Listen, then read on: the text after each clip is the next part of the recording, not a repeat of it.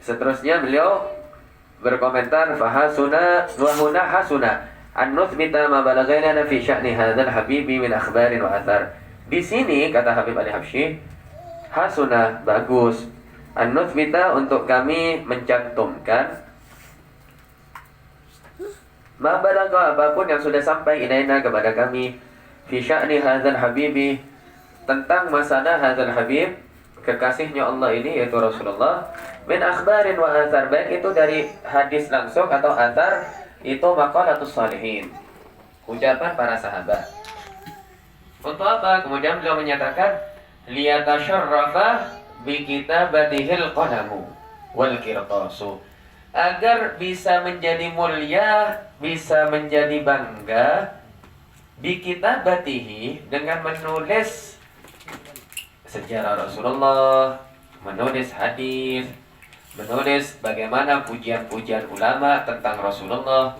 Al-qalamu pena, wal qirtasu dan begitu juga lembaran kertas yang di situ ditulis daripada sejarah Nabi, hadis Rasulullah, pujian-pujian untuk Rasulullah sallallahu alaihi wasallam. Dan ini nyata ya. Pena, pulpen, pensil yang dibeli disiapkan untuk menulis sejarahnya Nabi jadi mulia.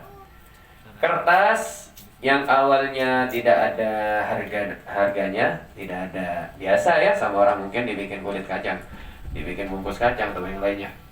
Tapi begitu ditulis sejarah Rasulullah jadi mulia. Wa tatanazzaha, dan untuk bertatanazzuh, bertamasya, menikmati pemandangan, menikmati kenikmatan fi hadaikihil, di kebun-kebun yang membahas tentang sejarah Rasulullah, di kebun-kebun yang dibacakan hadis-hadisnya Rasulullah, di kebun-kebun yang di situ dilantunkan syair-syair untuk Rasulullah sallallahu alaihi wasallam. Al-asma'u, pendengaran-pendengaran, wal absar, dan begitu juga penglihatan kita.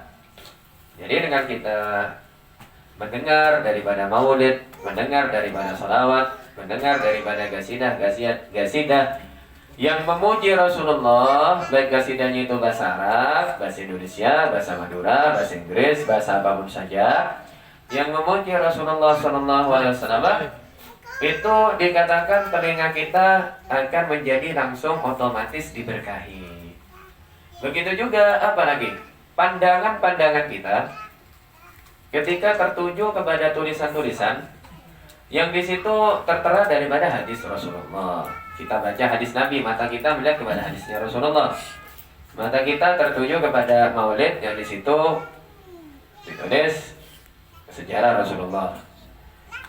Mata kita tertuju kepada salawat-salawat kepada Nabi, kita baca salawat, lihat ya.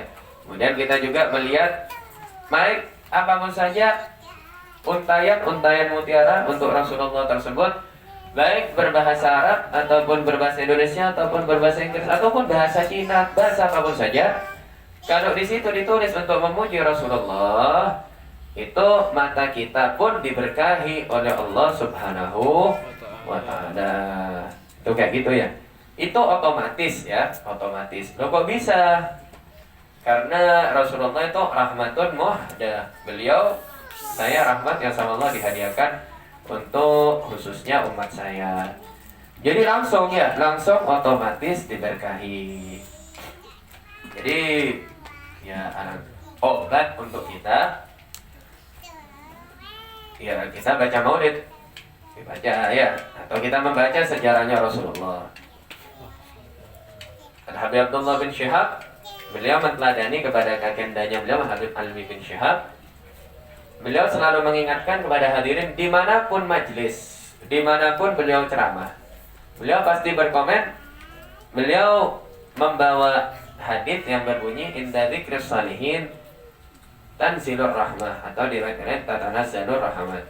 Ketika diceritakan orang-orang salihin daripada Rasul, Nabi, wali-walinya Allah, itu turun rahmat-rahmatnya Allah Subhanahu wa ta'ala.